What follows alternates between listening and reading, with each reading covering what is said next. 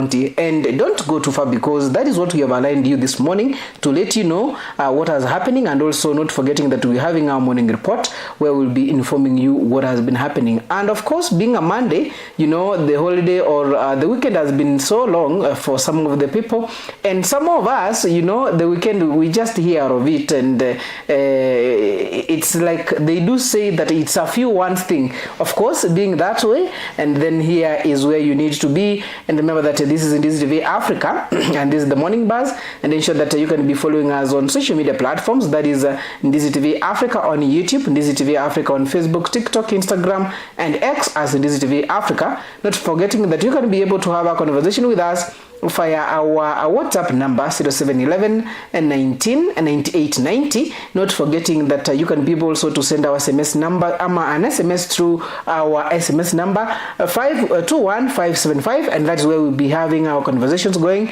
on what has been happening in the country. I'm Jeff Nyakundi. Of course, my director is Lucas Oma. Being a Monday, you know, I don't think whether he's so happy, because I don't know whether yesterday they had I don't know whether he had to watch some games, and maybe he didn't win. So welcome to our morning bus. I'm Jeff Nyakundi, and don't go too far as I'm taking you through the newspapers review this morning.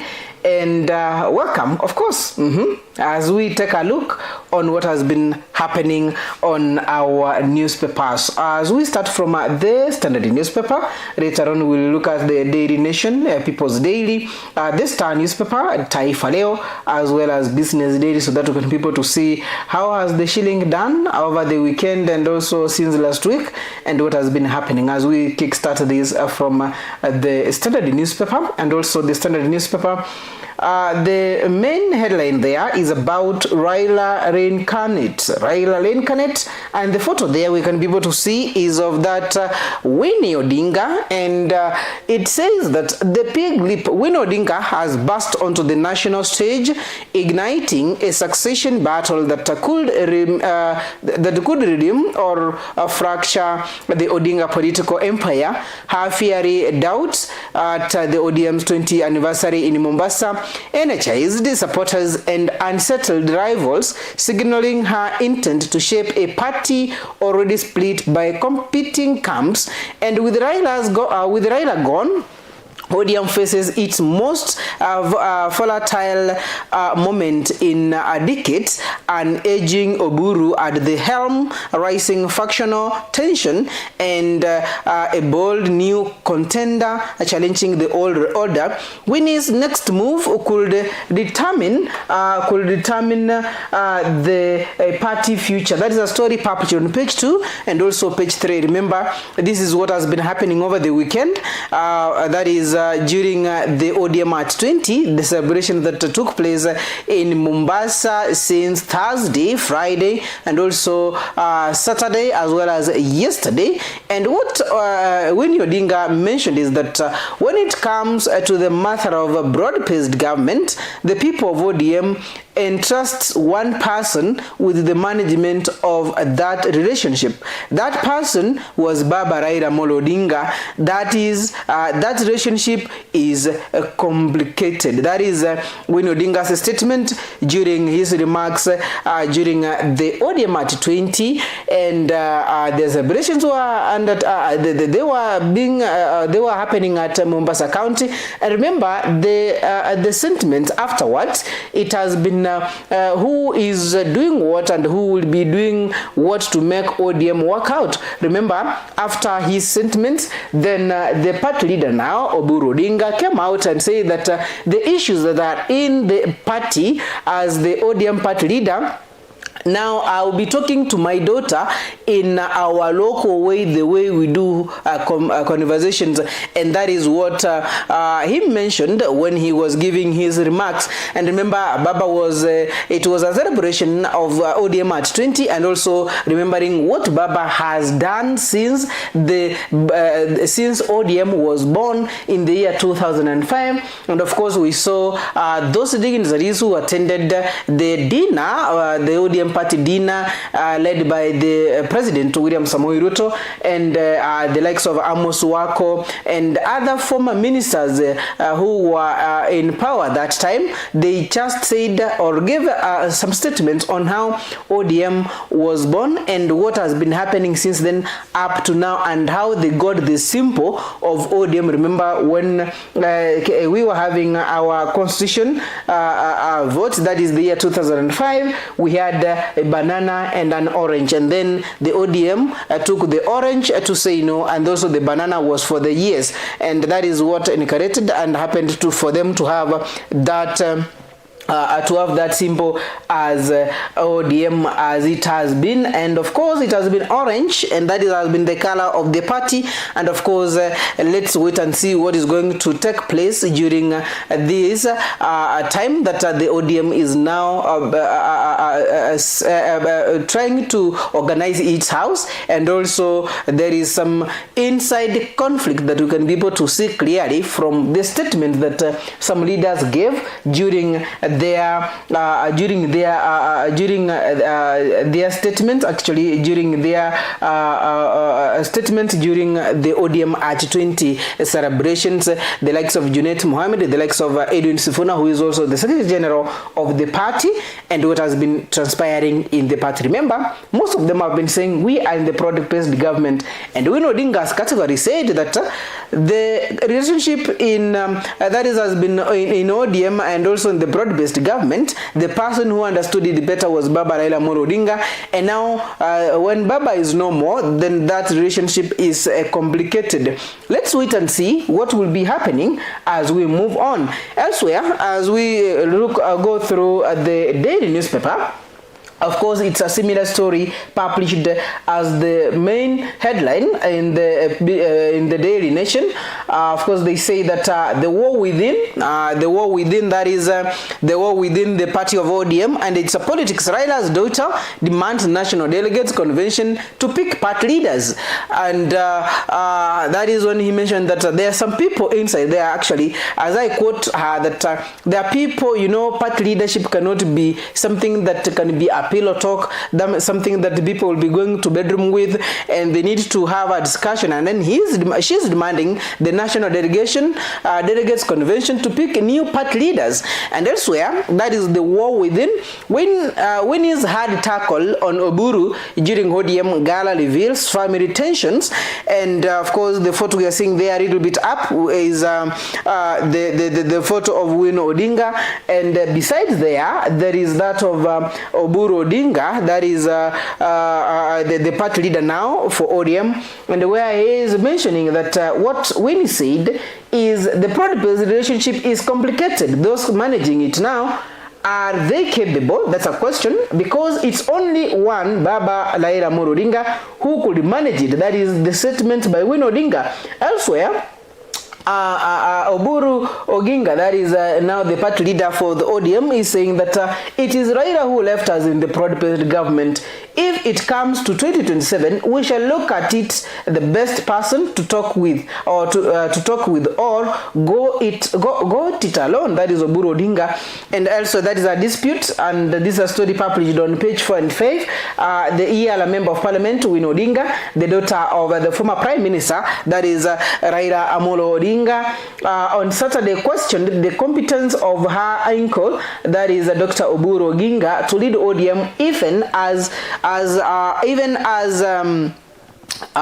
as she alleged a plot to sell the party, exposing simmering differences that could strengthen the Orange Party existence. That is a story published on page 4 and also page 5. Something that I have mentioned of what has been transpiring on ODM party, and of course wrangles over here and there, showing that maybe from the family side there is something that they have not come to agreement, and as well as the leadership of ODM, where Winnie is now demanding that the convention of the delegates to have a meeting and then pick party leaders, new party leaders who can be able to lead this ODM party to the next level. Elsewhere, as we move on the transport side, there is a story published there. Sitting side saddle on Boda Boda can be deadly once NTSA, that is officials from the Road Safety Agency, say sitting styles increases their risks of sustaining serious injuries in the event of an accident. That is a story published on page 3 when they are trying to create awareness on road safety as we are approaching the festive seasons, to ensure that there will be road accidents, and also as well as there will be no road accidents. And they're saying that the border guys might be at risk of sustaining serious injuries in the event of an accident. That's a story published on page 3 of the Daily Nation newspaper. Elsewhere, we are talking about food crisis, a story published on page 8, where they're mentioning about WFP report why more Kenyans are not facing hunger. Why more Kenyans are not facing hunger. That is a new food and agriculture organization and a World Food Program assessment warns Kenya faces a worsening hunger crisis, highlighting growing risks from climate change, that is the conflict, and also economic pressures. That is why Kenyans are going to face on more facing anchor in the country, as they are mentioning about the worsening growing of climate risks, and also the conflict, not forgetting the economic pressures. There's a story published on page 8 as we are moving to the festive season, and remember then after that we get to January, and that's the most time that most families in most areas of the country, they face a lot of staffing, that is a lot of anchor in the country. That's a story published on page 8. Maybe you can be able to grab your paper, go through it, and know the reasons why this World Food Program, in together with the Food and Agriculture Organization, they are saying that Kenya will be facing a worsening hunger crisis in the country. That's a story on page 8. Elsewhere, on business, they say that the Moi era contractors assets up for sale in KCB Loan Row. That is, KCB Group has started auctioning assets of former Spencon Kenya Limited directors to recover 1.35 billion loan. That is a story published on page 16, and this is the companies that were doing work during the Moi era, and they had taken loans up to 1.35 billion, and here they are being auctioned to ensure that the assets will be sold, to ensure that they recover the KCB loan road to recover their loans. A story published on page 16. Elsewhere, there is a pullout there talking about high schooler. That is a pullout published on the Daily Nation, talking about Karudini boys seek cultural dance glory. That is what has been happening in high school. You can be able to see a photo of Karudini boys seeks cultural dance glory. That is a story on the pullout paper of this newspaper. Elsewhere, on the top of the newspaper, there is a story published talking about the education CS. That is a story published on page 7. They say that 87,000 ghost learners drain 1 billion of public school funds annually. That is a story done, a special report done on page 7, talking about even schools, they have ghost learners who drain a year 1 billion shillings. That is of the public school funds annually. And the photo you can be able to see there is of that the Cabinet Secretary for Education, Julius Migosi Ogamba. And this report is published on page 7, talking about the ghost learners in public schools that drain over 1 billion shillings. That is on the fund, that is on the school funds annually. A story published on page 7. Once you grab this newspaper, you can be able to go through it as we ensure that you understand what is happening on our daily publications, and also what has been happening on different areas of the country. Of course, not forgetting that the main headline for the Daily Nation is that of the war within the party of ODM, and the further they are going to be able to see is of that Winnie Odinga, the daughter of the former Prime Minister, and as well as the brother to the former Prime Minister Raila Odinga, that is Oburu Oginga, talking about the dispute that has been seen within the party, and where Winnie Odinga exposing the simmering differences that could threaten the ODM party existence. That is a story published on page 4 and on page 5. As we move on to another newspaper, that is the People's Daily. Of course, the People's Daily is also all about the dominancy in the Orange Democratic Movement, that is seeds of discord, the Orange succession battles and fight for Raila's dream. That's a story published on page 4, talking about heated division and power struggle dominated ODM 20th anniversary in Mombasa, exposing deep lifts over the party future. And in the photo that you're going to be able to see, there is a photo of, these are 8 members of the ODM party. And the party, pro-party autonomy, that is the proposed, the pro-broad-based government, we're going to be able to see there.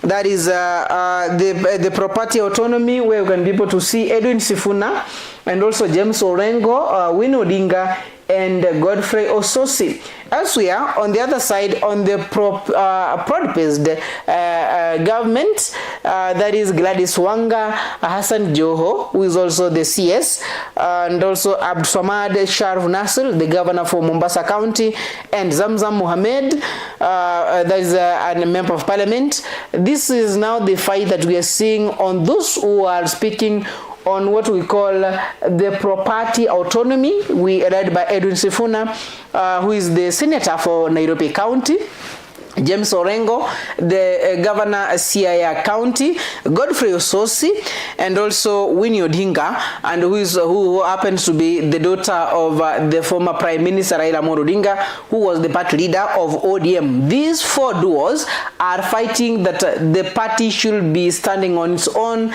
and make its own decision from that of the broad-based government. And on the other side, we are having Gladys Wanga, the governor for Homa Bay, Ali Hassan Joho, the CS, and also Abdulswamad Sharif Nasir, that is the governor in Mombasa County, not forgetting Zamzam Mohammed. These are 4 that we were left in the broad-based government, and we have to stay there until further notice, when we might be making decisions on what to do. That is when it comes to 2027 from their statements. And these are all these leaders here, they have been making different statements regarding on the political tension that is in ODM party as it celebrated its 20th anniversary. That is 20 years since it was formed. And elsewhere, being that story of ODM, of course, it takes a center stage of page 4 of the People's Daily. And elsewhere, we are just seeing that is the seeds of discord. Maybe as we wait and see the heated discussion and also power struggle and rankles in ODM party, as we move on, we'll be waiting and seeing what is going to take place or what is going to happen. Remember, in ODM, some members were telling the former members of ODM to come back home, including the President William Samoei Ruto, who was once a member of ODM party. And in his statement, he mentioned that no.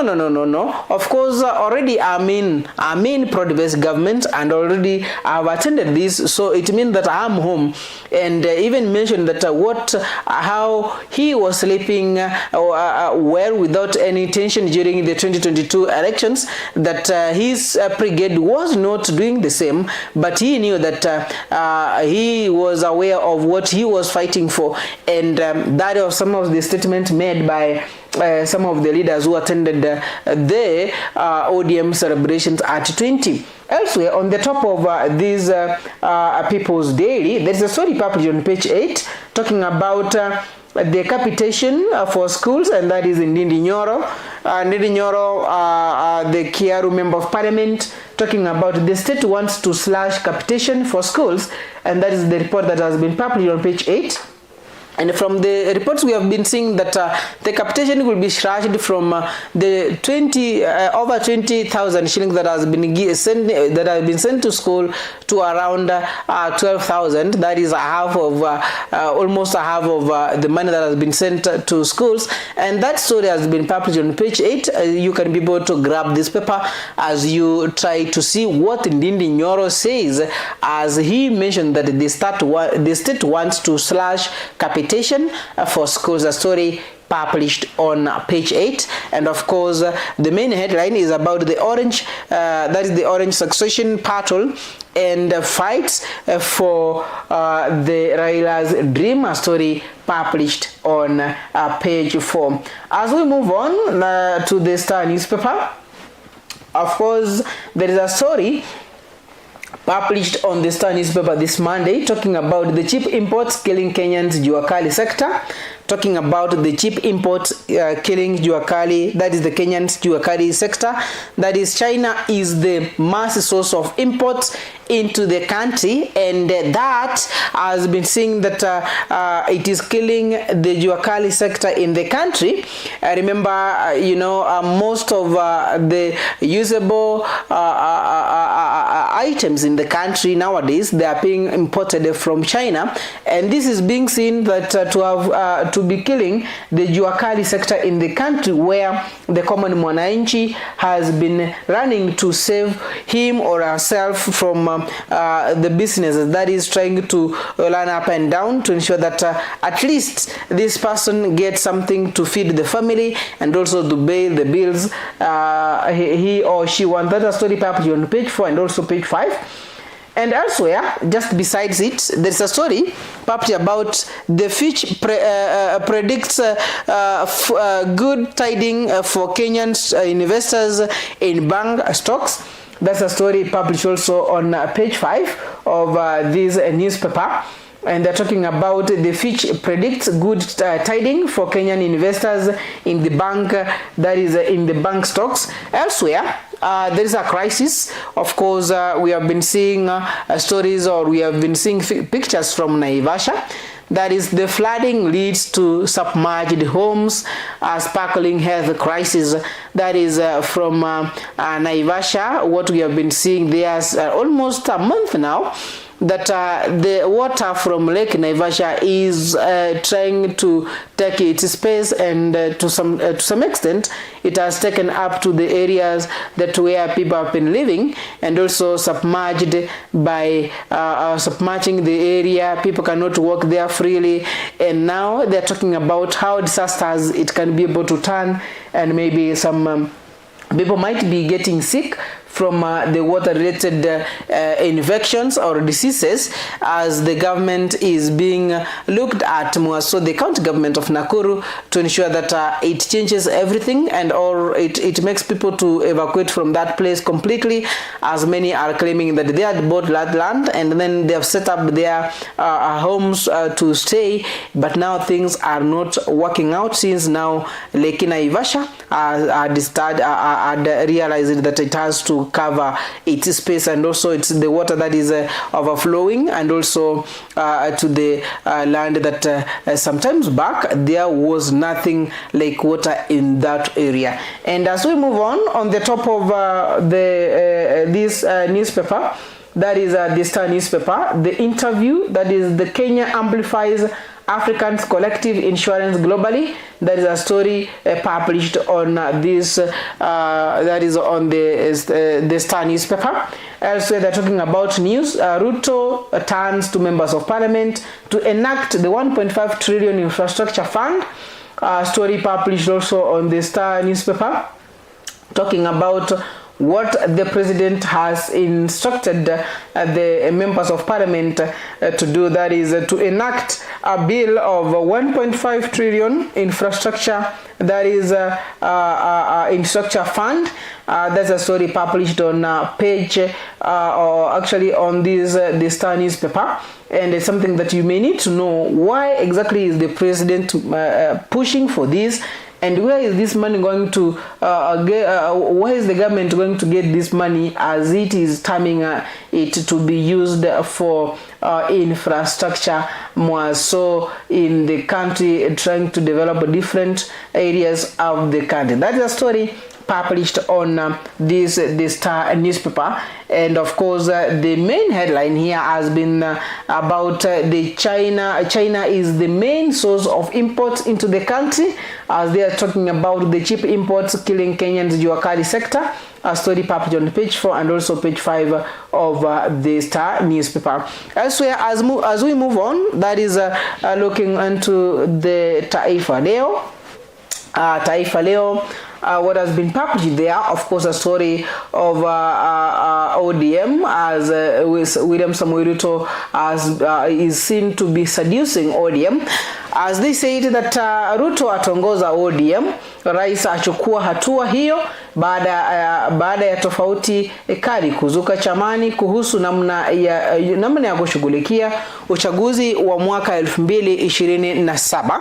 Taarifa ambazo zimechapishwa katika ukurasa wa pili pale, tunaona wasema kwamba ODM at 20, rais asema anaamini vyama vya UDA na ODM vitaunda serikali ya mwaka 2027, au kwa akitoa wito wa ushirikiano, huku baadhi ya viongozi wa ODM wakionekana kupinga serikali jumuishi. Taarifa ambazo zimechapishwa katika ukurasa wa pili pale, na kila ambacho alichitetea kwamba mbona akavalia sare inayoonekana kwamba ni ya yellow, maarufu sare ya UDA pale, akasema kwamba alivalia hivyo na akavalia kofia ya chama cha ODM, na bila shaka ndiposa aonyeshe kwamba bado hajahama kutoka UDA, lakini hapo katika broad based government. Taarifa ambazo zimechapishwa katika ukurasa wa pili, nayo muonyesha Rais William Samoei Ruto akipiga makofi pale akiwa anatabasamu, na upande mwingine tukiwaona wanachama wa chama hiki cha ODM wakiwa wamebeba mabango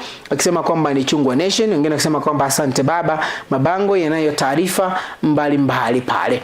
Na kwingineko tukisidi chini pale katika vidokezo zaidi ni kwamba makurutu waajiriwa leo hatimaye, kwa kwamba siku hii ya leo tarehe 17, kumbuka kwamba maafisa wa polisi ama recruitment ya maafisa wa polisi ambayo imekuwa ikiahirishwa kwa muda kupitia kesi ambayo ipo mahakamani ama ilikuwa mahakamani, basi leo hii itakuwa inafanyika pale, wakisema kwamba makurutu waajiriwa leo hii hatimaye, kusema kwamba mchakato wa kuajiri vijana 10,000 waanza baada ya kukwamishwa mara kadhaa. Taarifa ambazo zimechapishwa katika ukurasa wa 3, na pale tunaiona picha ambayo yaipiwa wakati mmoja katika uga ule wa Raila Odinga Stadium pale Homa Bay, ikionyesha kile ambacho kitakuwa kinaendelea, na ni shughuli ambayo itafanyika leo hii siku ya Jumatatu tarehe 17 mwezi huu wa 11 mwaka 2027. Ukurasa wa 4 ni kaunti ya Nyamira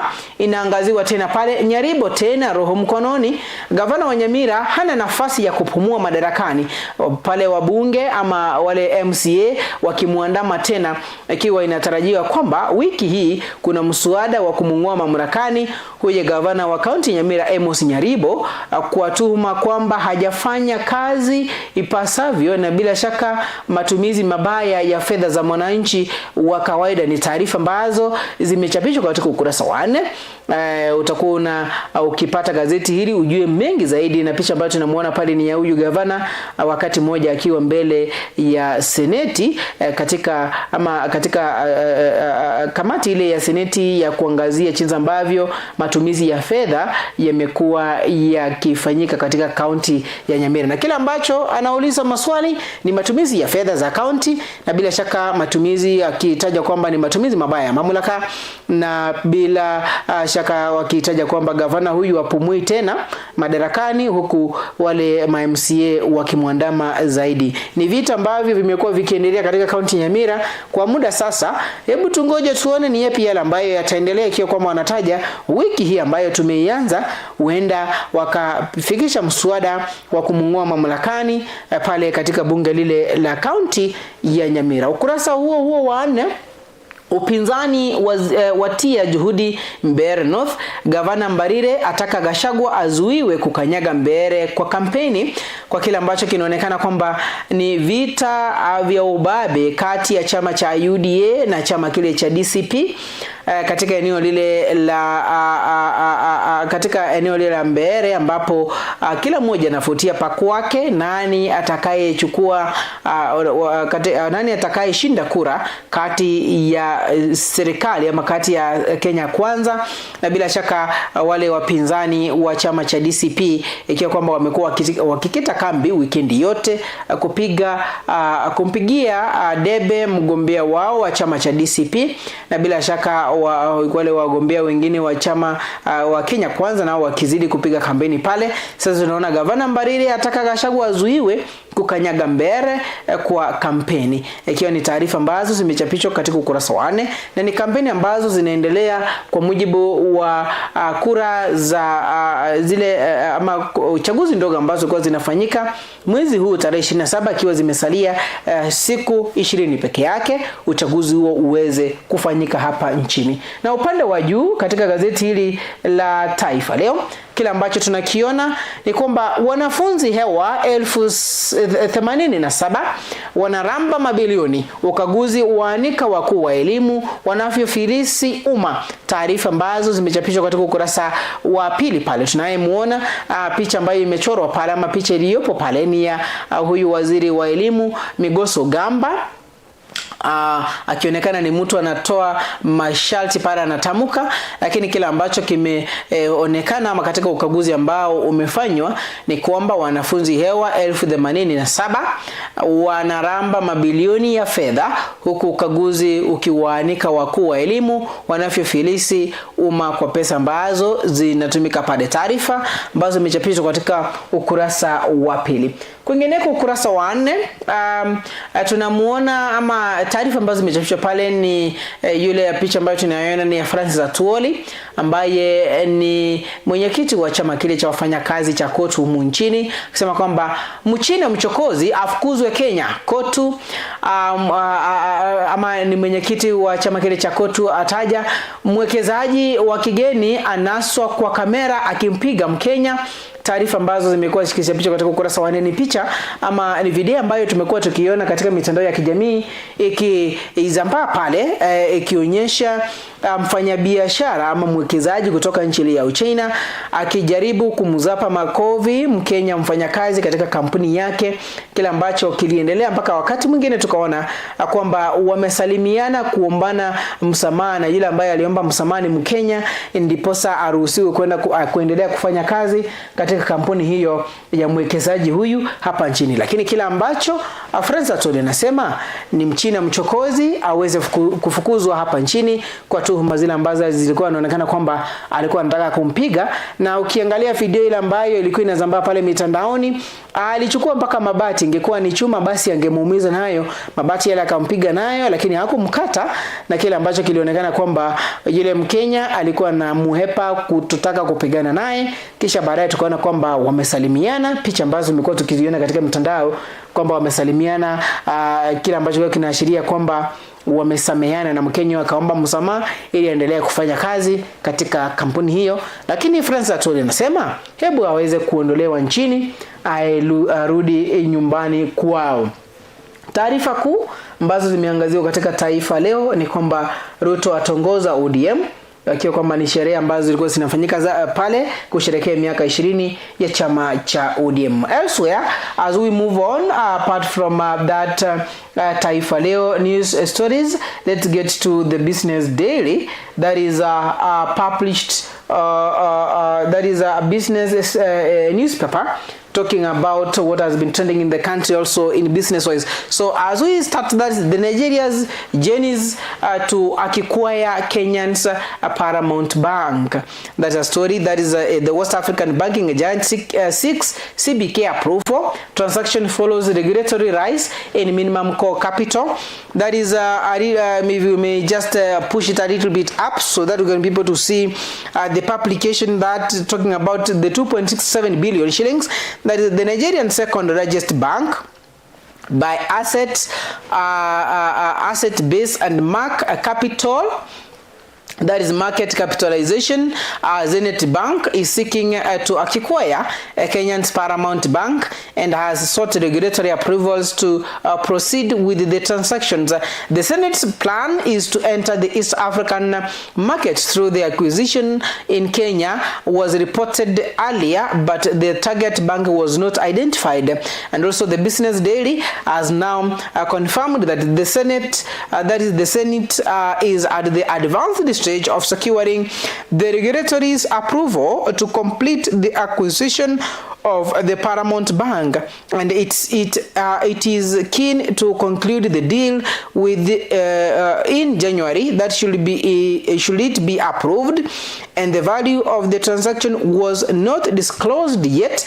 And also the Paramount Bank score capital in the simmering on the 2024, and the Paramount Bank closed the 2024 with a net profit of 339.9 billion. That is 0.9 million shillings, up from 294.8 million reported the year before, and the bank's total assets stood at 15.9 billion shillings, while the loan book was at 9.4 billion in the review period. With the that is with an asset base of 2.6 trillion, Zenith is bigger than Kenyan's two largest banks, that is the KCB Group and the Equity, whose assets stand at 1.69, that is 1.96 trillion and 1.8 trillion respectively, and it joins a growing list of Nigerian lenders trying to find new avenues to grow and diversify their regional footprints after slow economic growth at home. And that is a story that has been published about the Zenith Bank, that is from Nigeria, trying to secure a chance to do business in East Africa, and more so in the Kenyan space and on the Kenyan soil.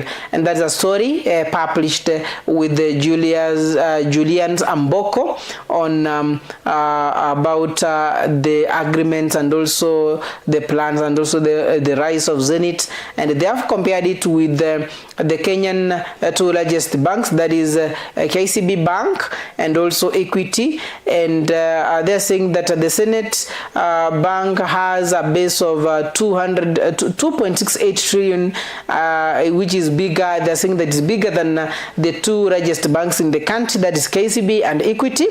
And they're saying that now the Equity is of actually the KCB Group is of 1.6 trillion and the Equity is 1.8 trillion respectively. Elsewhere, talking about energy, on the lower part of this newspaper, the Mombasa, that is the Tanzania Mombasa tycoon face off over LPG after court order.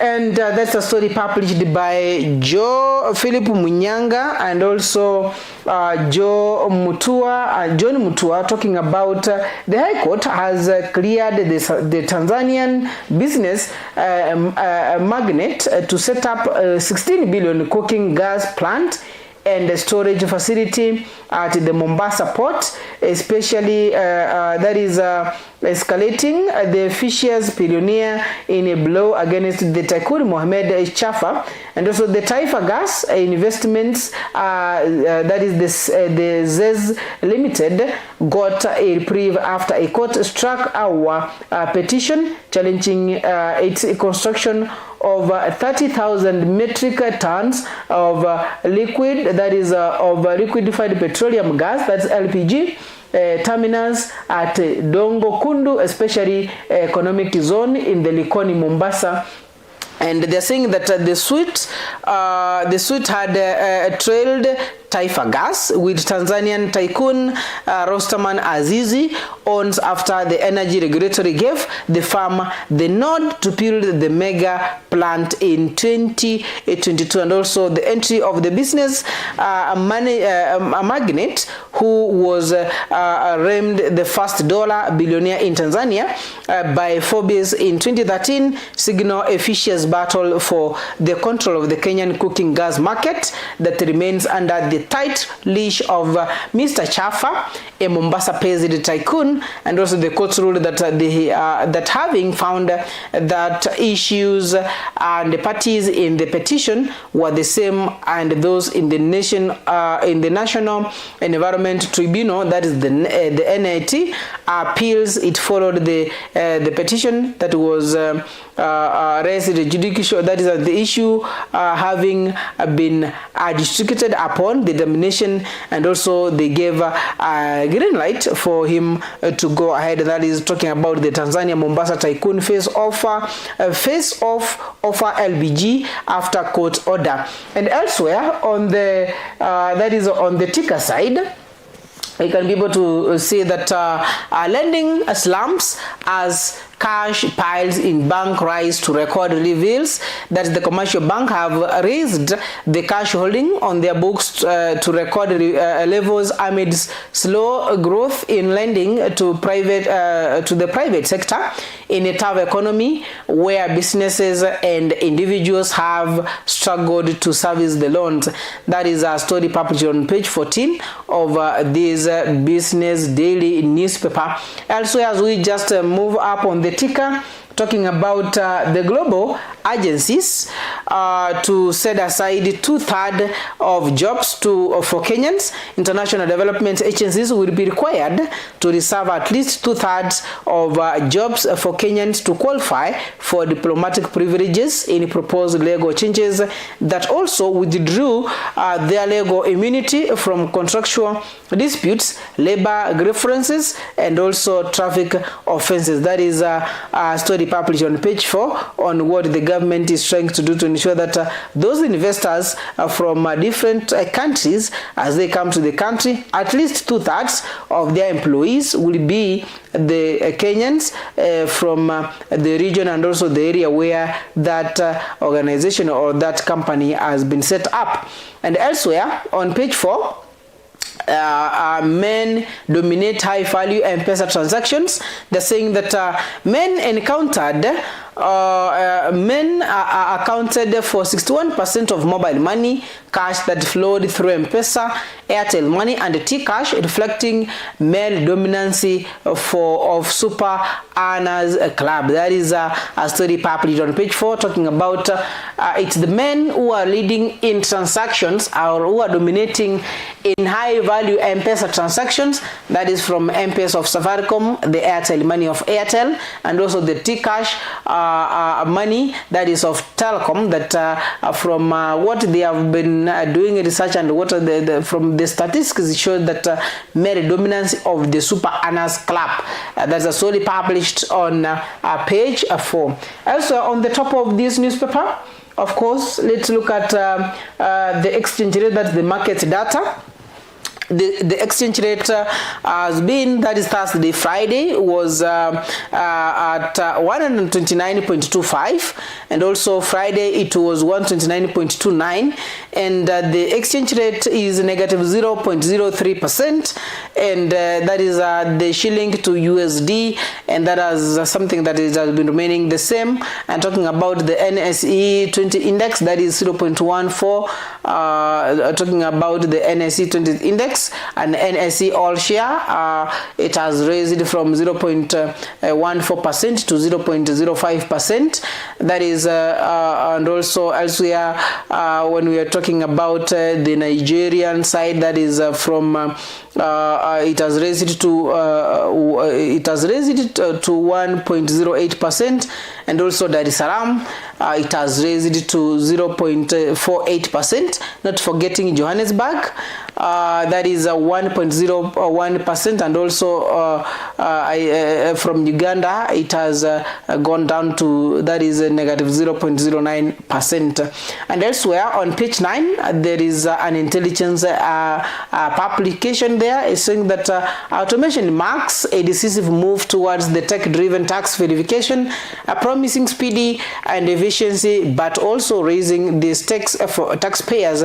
That is solely published by Samuel Maina on page 9. And lastly, on page 3, talking about the person in the news is Eda Nahiri. Eda Nahidi is somebody who is talking about the person in the news, and maybe you can grab the newspaper for you to understand what this guy has done until now is the person in the news.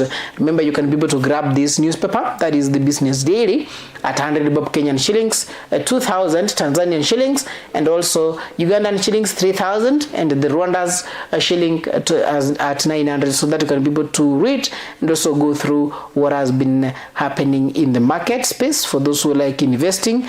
Of course, the main bold here story that has been published is talking about the Nigerian Senate to acquire Kenyan's Paramount Bank, that is to be allowed to start its business in East Africa, and more specifically in the Kenyan boundaries. And that is all for the Business Daily.